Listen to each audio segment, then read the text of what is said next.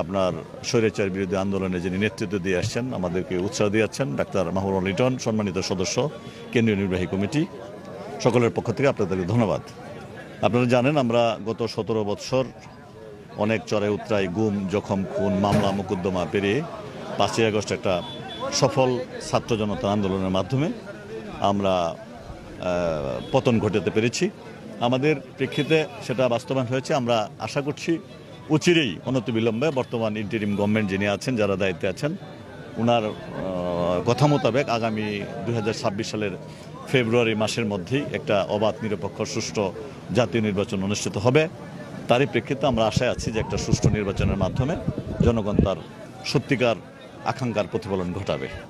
সেই সাথে তারেক রহমান মহোদয় সাহেব, ওনাকে জেলা বিএনপির পক্ষ তথা উপজেলা বিএনপির পক্ষ থেকে ধন্যবাদ, শুভেচ্ছা জানাচ্ছি যে সঠিক সময়ে সঠিক নেতৃত্বে আসছে। আমরা আশা করছি যে এই কমিটি মাধ্যমে একটা ওনার আমাদের ভারপ্রাপ্ত চেয়ারম্যান মহোদয় জনাব তারেক রহমানের 31 দফা কর্মসূচির মধ্যেই বাংলাদেশের জাতির মুক্তি, উন্নয়ন, সমৃদ্ধি যাই বলেন, ওটার মধ্যে আছে, 31 দফার মধ্যে নিহিত আছে।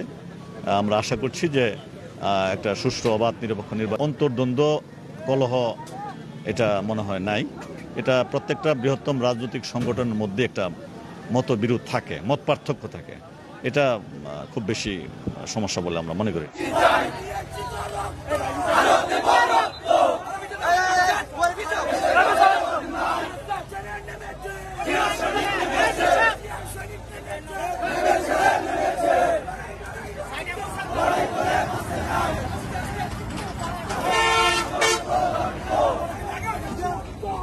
মাঝখানে সর লাগবো, মাঝখানে সর লাগবো। কোনো সাইড দাও।